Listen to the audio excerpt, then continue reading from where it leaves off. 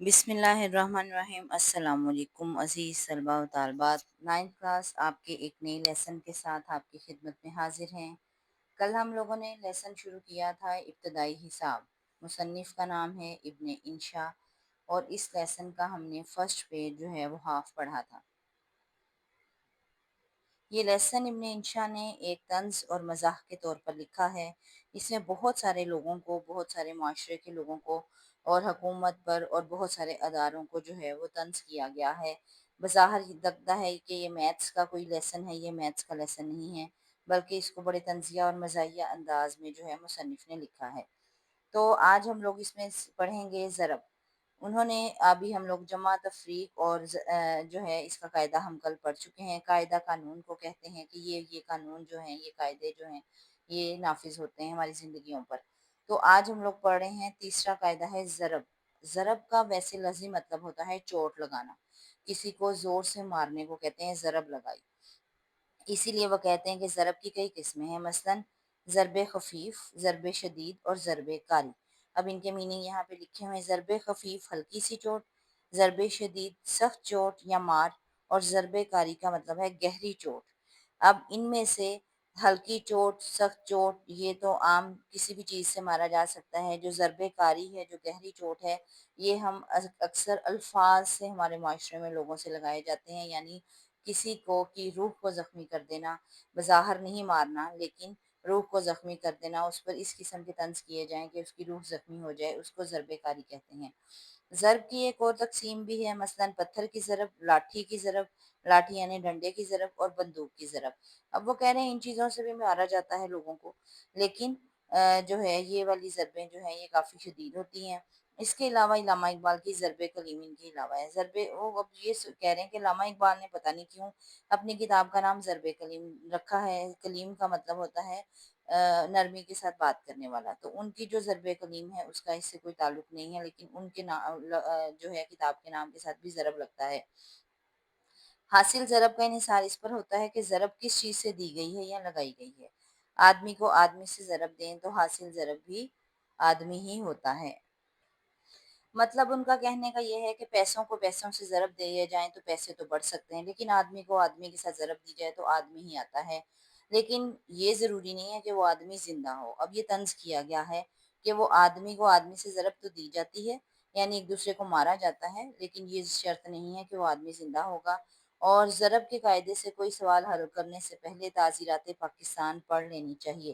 تعزیرات پاکستان کا میننگ دیکھیں، یہاں لکھا گیا ہے حکومت پاکستان میں فوجداری قانون کی سزائیں۔ وہ کہہ رہے ہیں کہ کسی کو مارنے سے پہلے تعزیرات پاکستان جو ہے وہ پڑھ لینی چاہیے، دیکھ لینی چاہیے کہ قانون میں اس کی کتنی سزائیں ہیں۔ ویسے انڈائریکٹ انہوں نے ہمارے ملک پہ طنز بھی کیا ہے کہ ہمارے ملک میں جو ہیں وہ کوئی سزائیں جو ہیں وہ کسی طور پر جو ہیں وہ نہیں دی جاتی۔ اسی لیے انہوں نے طنزاً کہا ہے کہ تعزیرات پاکستان جو ہے وہ بھی پڑھ لینی چاہیے۔ اس کے بعد تقسیم کا قاعدہ ہے۔ تقسیم جو ہے ڈیفرنٹ چیزوں کی ہم تقسیم کرتے ہیں۔ اب انہوں نے کہا کہ حساب کا بڑا ضروری قاعدہ ہے، سب جھگڑے اسی پر ہوتے ہیں، جائیدادوں کا جھگڑا بھی اسی پر ہوتا ہے۔ تقسیم کا مطلب ہوتا ہے بانٹنا، اندھوں کا آپس میں ریوڑیاں بانٹنا، بندر کا بلیوں میں روٹی بانٹنا، چوروں کا آپس میں مال بانٹنا، اہلکاروں کا آپس میں رشوت بانٹنا، یعنی رشوت ایک بندہ نہیں لے رہا ہوتا بلکہ پورے محکمے میں اس نے وہ رشوت کو بانٹنا ہوتا ہے، چاہے وہ پولیس کا محکمہ ہو یا کوئی اور محکمہ ہو۔ مل بانٹ کر کھانا اچھا ہوتا ہے، دال تک جوتوں میں بانٹ کر کھانی چاہیے۔ اب یہ بھی دال جوتوں میں بانٹنا بھی ایک محاورہ ہے۔ ان سب کے میننگ ہم نے یہاں لکھے ہیں، ابھی ہم اس کی وضاحت کریں گے۔ تقسیم کا طریقہ وہ کہہ رہے ہیں مشکل نہیں ہوتا بلکہ آسان ہوتا ہے، کیونکہ جو لوگ تقسیم کرنے کا حق رکھتے ہیں وہ کیا کرتے ہیں، حقوق اپنے پاس رکھ لیتے ہیں، فرائض دوسروں کو دے دیتے ہیں۔ اسی طرح روپیہ پیسہ اپنے کیسے میں ڈال لیتے ہیں، یعنی اپنی جیب میں ڈال لیتے ہیں، اور قناعت کی تلقین دوسروں کو کرتے ہیں، دوسروں کو صرف صبر کی تلقین کرتے ہیں۔ یہ ہمارے معاشرے کا ایک عام رویہ بتایا گیا ہے کہ لوگ حقوق و فرائض پر عمل نہیں کرتے، اور جن کے پاس اختیارات ہوتے ہیں وہ کیا کرتے ہیں کہ حقوق سب حق اپنے پاس رکھتے ہیں، دوسروں کو صرف فرائض کی تلقین کرتے ہیں۔ اسی طرح روپیہ پیسہ جو ہے وہ اپنے پاس رکھتے ہیں اور دوسروں کو کہتے ہیں کہ آپ جی صبر کریں۔ ہر صورت جو ہے دوسروں کو صبر کی تلقین جو ہے وہ کی جاتی ہے۔ تو اس میں یہاں پر آپ کو نظر آ رہے ہوں گے میننگ ہے یہاں پر اندھوں کا ریوڑیاں بانٹنا، اپنوں کو فائدہ پہنچانا، बंदर का बिल्ली में रोटी बाँटना, तक़सीम सही ना करना, अपने आप को फ़ायदा पहुँचाना। यानी बंदर जो है वो अगर रोटी बाँट भी रहा है तो ज़्यादा हिस्सा अपने पास रखेगा और बिल्लियों को बहुत थोड़ी देगा। इसके अलावा दाल को जूतों में बाँटना, इसका मतलब होता है लड़ाई करना, ना इत्तेफ़ाक़ी होना। और उसके बाद कनात का लफ्ज़ है सब्र करना।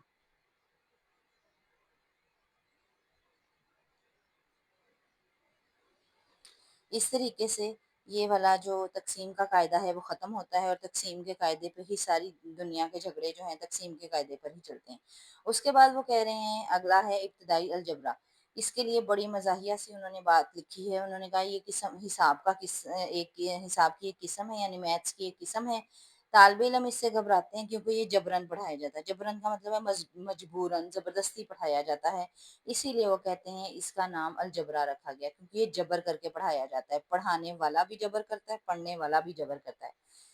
इसके अलावा वो कह रहे हैं हिसाब-ए-दाद का खेल है और अलजबरा हरफ़ों का खेल है क्योंकि इसमें ए, बी और एक्स, वाई जो है वो वाला यूज़ होते हैं, इस वज़ह से उन्होंने कहा ये हरफ़ों का खेल है। और इसके अलावा उन्होंने कहा इनमें सबसे मशहूर हरफ़ है ला और इसके मायने कुछ नहीं है बल्कि उर्दू में ला का मतलब होता है नहीं। इसके मायने कुछ नहीं है बल्कि ये ऐसा है कि किसी और लफ्ज़ के साथ लगा जाए तो उसके मायने भी सलब कर लेता है। सलब कर लेता है मतलब उसके मायने भी छीन लेता है। जिस तरह वो कह रहे हैं लामकान, लादवा, लावल्द। अब यहाँ भी उन्होंने तंज़ किया है। लामकान, मकान का मतलब होता है घर। लामकान का मतलब जिसका कोई घर ना हो।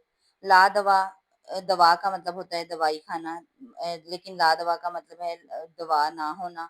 और इसके अलावा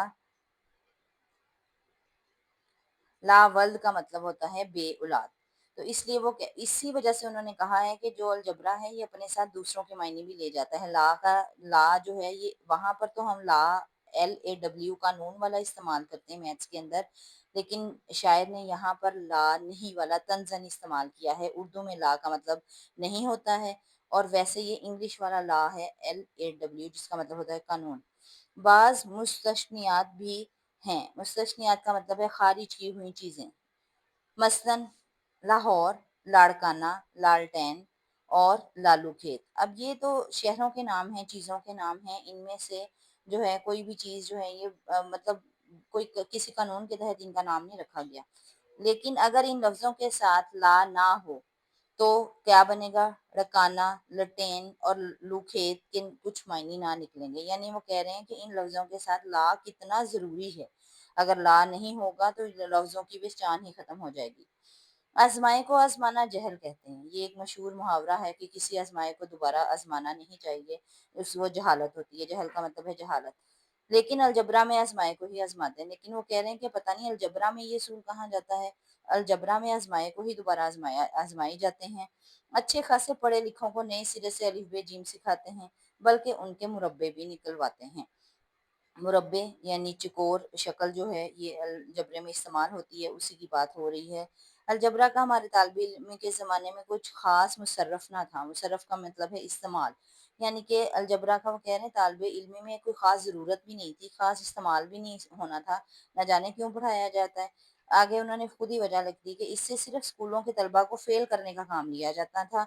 इस वजह से ये पढ़ाया जाता है ताकि कुछ तलबा जो हैं वो तंग आकर फेल हो जाएँ क्योंकि बाकी सब जो हैं वो पास हो रहे थे, तो अलजबरे के ज़रिए तलबा को ईज़िली फेल किया जा सकता है। इसके अलावा वो कह रहे हैं यहाँ पे तंज़ किया गया है कि दुकानदार और गदागर, गदागर कहते हैं फ़कीर को, इस कायदे को ज़्यादा इस्तेमाल करते हैं। मसलन दुकानदार भी और फ़कीर भी क्या कहता है पैसा ला और ला और ला। तो ये एक तंज़ के तौर पे उन्होंने इस्तेमाल किया है कि ये दोनों जो हैं दुकानदार और फ़कीर ये सिर्फ़ इसी ला पर जो है वो अमल करते हैं। बाज़ रिश्तों में अलजबरा यानी जबर का शायबा होता है। जबर कहते हैं जबरन ज़बरदस्ती, शायबा कहते हैं शक को। तो वो कहते हैं कि बाज़ रिश्तों में ज़बरदस्ती हमें जो है ला लगाना पड़ता है और वो रिश्ते भी हमें कोई ख़ास काबिल कबूल नहीं होते। मसलन मदर इन लॉ और फादर इन लॉ। अब मदर इन लॉ सास को कहा जाता है, फादर इन लॉ ससुर को कहा जाता है। इसलिए वो कह रहे हैं इनमें हमें ज़बरदस्ती जो है वो ला को घुसाना पड़ता है, हालाँकि इसकी कोई ख़ास ज़रूरत भी नहीं होती। इसके बाद वो अगला जो पॉइंट है वो है इब्तिदाई ज्योमेट्री और वो कहते हैं ज्योमेट्री जो है लकीरों का खेल है। उलमाए ज्योमेट्री को हम लकीर के फ़कीर कहते हैं। लकीर के फ़कीर भी एक ज़रबुल मिसल है, इसका मतलब है जिस तरह के भी हालात हों, कुछ लोग जो हैं एक ही नुक्ते पे अटक जाते हैं, दुनिया के साथ तरक्की नहीं करते बल्कि बस उसी पर अपने जो पुराने ख़्यालात हैं उसी पर अमल पैरा रहते हैं। उनको कहते हैं लकीर के फ़कीर होना। वो कह रहे हैं दुनिया ने इतनी तरक्की कर ली है, हर चीज़ बशमूल साइंस और महंगाई कहाँ से कहाँ पहुँच गई है। लेकिन ज्योमेट्री वालों के यहाँ अब तक ज़ाविया कायमा 90 दर्जे का है। 90 का जो उनका एंगल होता है उसी की बात हो रही है, और मुसल्लस के अंदरूनी ज़ावियों का मजमू 80 दर्जे से तजावज़ नहीं कर पाता, बढ़ता नहीं है। वो कह रहे हैं हमने अपने बचपन से लेके हमने बड़ों ने भी यही ज़ाविये पढ़े और अब तक भी वही जो है कानून आ रहा है, कोई ज्योमेट्री में तब्दीली नहीं आई।